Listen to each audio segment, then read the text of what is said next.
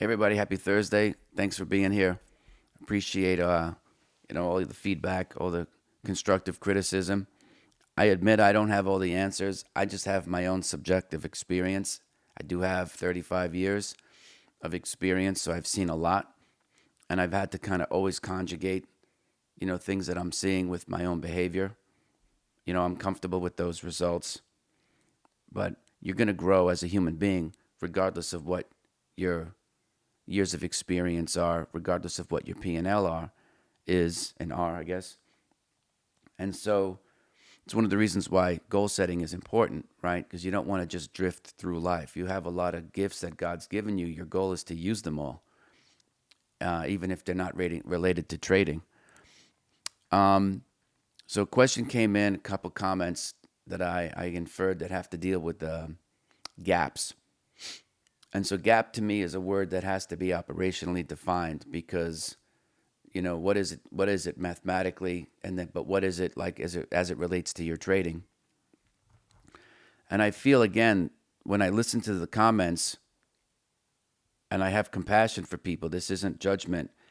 It makes me think that there's a fundamental misunderstanding of how markets actually work, and that people are ill-equipped from a tactical standpoint on how to actually be engaged with the markets long or short, given certain market phenomena. And one of the market phenomena that happens, whether you're trading stocks or any underlying instrument, are price gaps. And I think because of the nature of all the marketing, trying to get people into day trading and separate them from their money because they don't know any better, they're both naive and ignorant. The gaps have taken a more negative connotation as opposed to just looking at it as a data point. Somehow the connotation or the label is negative. And in my opinion, it shouldn't be. But it has to do with your perspective on things.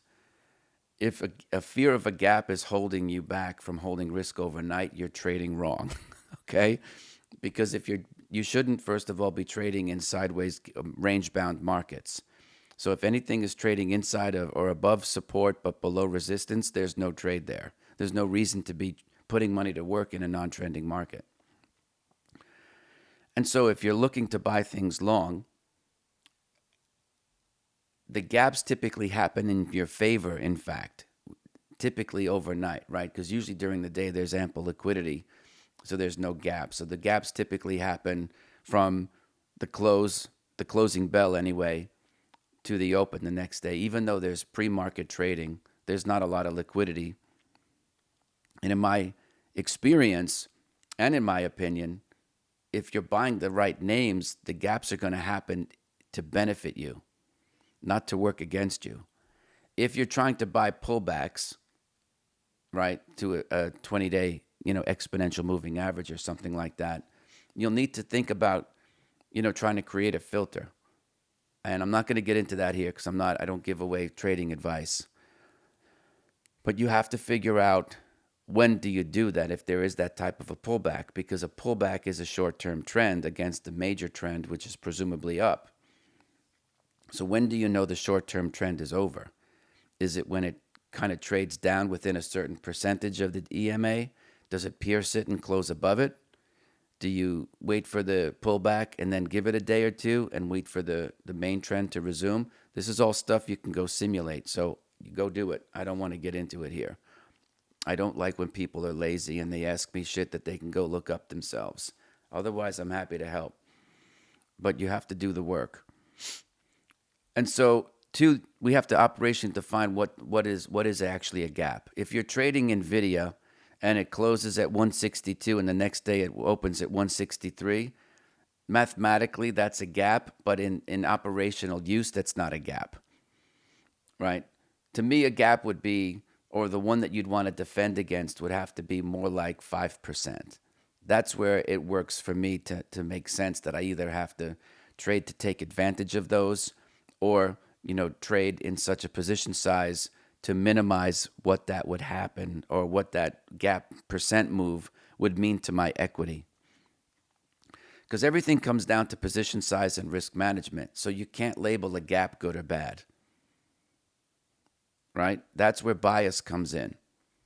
And your goal is to strip yourself of as you can imagine. If you've read the book, if you listen to the show, I'm constantly looking at myself to remove all possible bias that I would bring to the trading, my trading. And it's not necessarily easy to do. You have to be hyper vigilant. It's like watching a 3-month-old crawl on the floor. You can't leave the baby unattended, basically. So the same type of deal happens with risk management. But when I listen to people speak about gaps, it's like, oh God, no, the thing could gap against me. Well, that's, the way that you defend that is to position size accordingly, right? Now, in my trading experience, I could probably count on one hand where I was long an underlying instrument and the gap hit me and moved against me. When that happens, from a trading standpoint, your first loss is your best loss. In other words, when a black swan, and a black swan doesn't have to be a market crash. It could just be an event that happens that no one could have figured or put any really meaningful probability of happening. Or they put a less than 1% chance of it happening, and it happened. And so when that happens and you're wrong, and you find that the trend is over or there's a sharp move against you, the best thing to do is just get out of the trade. In futures trading, you never meet a maintenance margin call with cash. You always have to offset the derelict instrument at that point and stop the bleeding. But more times than not, and I will say I don't have the exact numbers because it just happens so infrequently that I don't even worry about it, right? It's that kind of a deal. More times than not, if you're in a trend that matters, the gaps that are going to happen to you are going to be in favor of the trend. Why does it happen? Well, things might be better than the goodness that people already think. So if there's a bullish move underway and people are appreciate the fundamentals and the technicals, and they think on a scale of 1 to 10 that things are like, say, 6 out of 10. But then more good news happens, right? Because that's typically what happens when you're within a market that's moving. Bad news can get worse. Good news can get better. Even if the good news just stays kind of like on par, the slope of the line could stay the same and move for days and weeks that you could never predict. Again, one of the reasons why it doesn't make sense to me to offset a winning trade just because it's the end of the day. Because the economic forces of all the buying power of all the institutions and all the other folks who might be getting to the game later, they all have to pay you an admission ticket for a trade that you're already in. It takes you little work. So again, I would trade that smaller so that you can account for the gap, but also have enough on so that as the trend moves in your favor, you have enough on so that it could impact your bottom line. So what does that mean? If you put on like 0.1% of a risk or quarter point risk, buying a $20 stock and the stock goes to 40, you didn't really move your bottom line, right? So if you put on 1/4 of 1% of a position at 20 and it doubles, you haven't really moved your equity much more than a rounding error.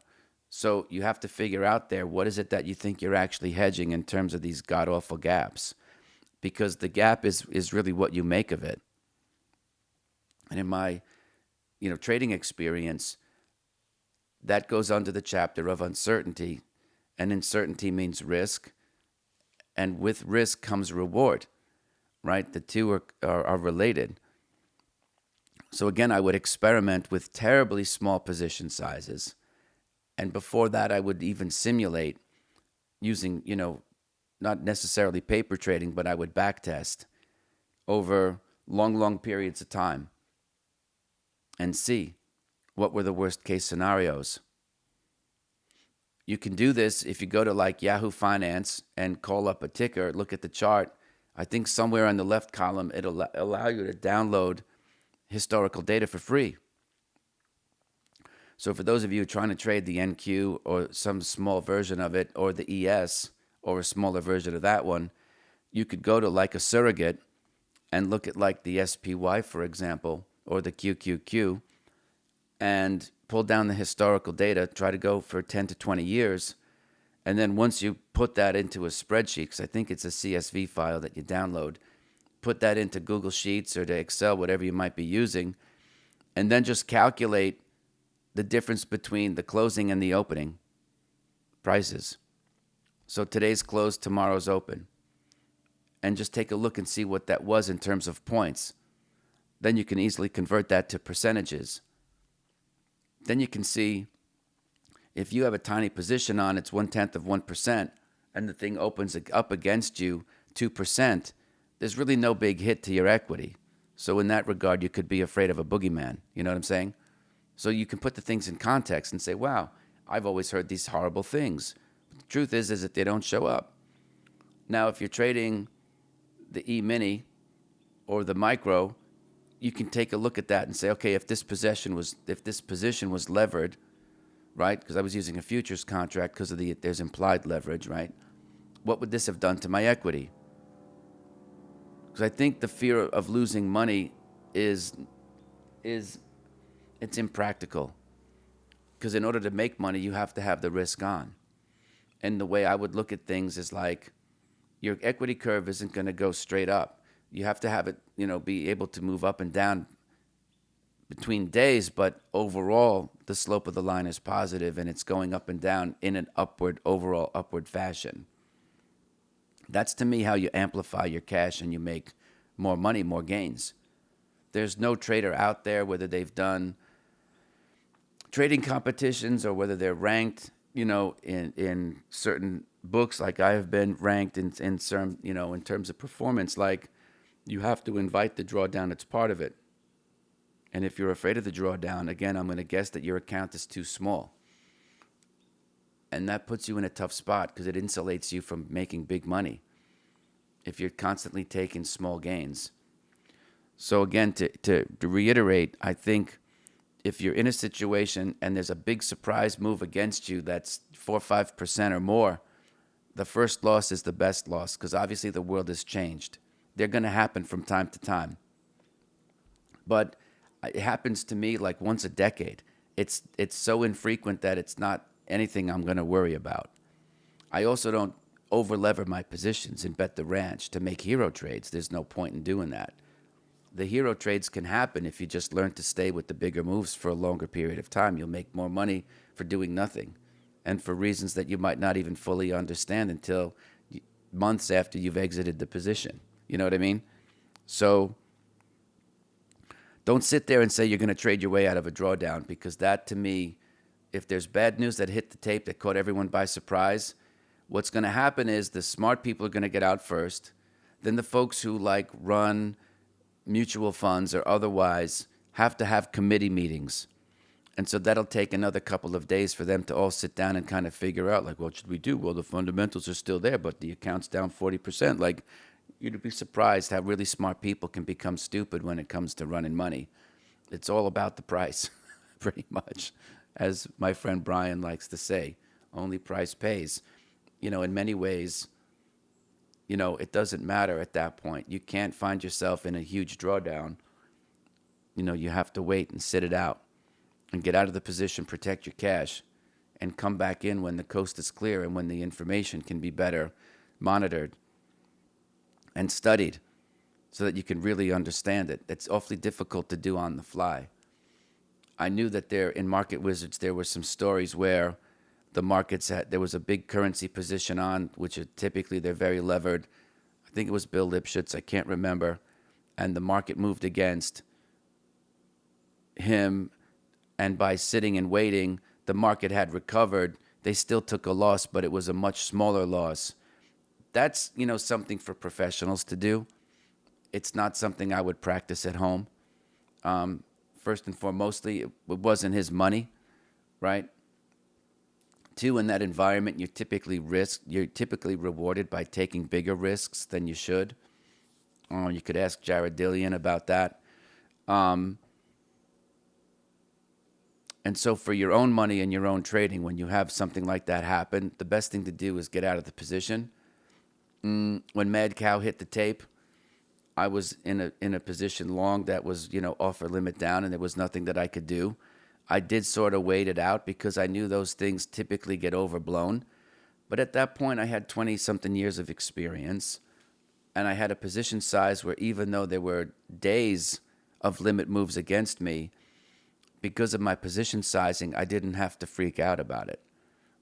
There was no reason to. So I would be super careful about putting biases on words out there. And there's a good homework assignment to think about the language that you use and why you use it. Because a lot of people who I call like enthusiasts, who, they hear certain things in the media, and so they adopt that usage for personal use. But they don't have any experience, right? And gaps is one of those words where they're not all bad, right? And it should certainly not be a reason for you to not be in a position overnight or over the weekend, because it happens so infrequently, at least at a magnitude that would really hurt you, for you to sit out of the market or sit out of a trade. You're not going to grow your money unless you're willing to spend 10 years. You're not going to grow, your $1,000 into $1 million. It's just not going to happen. There are people out there who, like I've said before, and I'll stand by this statement, who, whether they were traders or not, have a good feel for things. And it's a real happy coincidence when they can act intentionally, get into trading, make their mistakes, learn who they are as traders, and then apply that feel.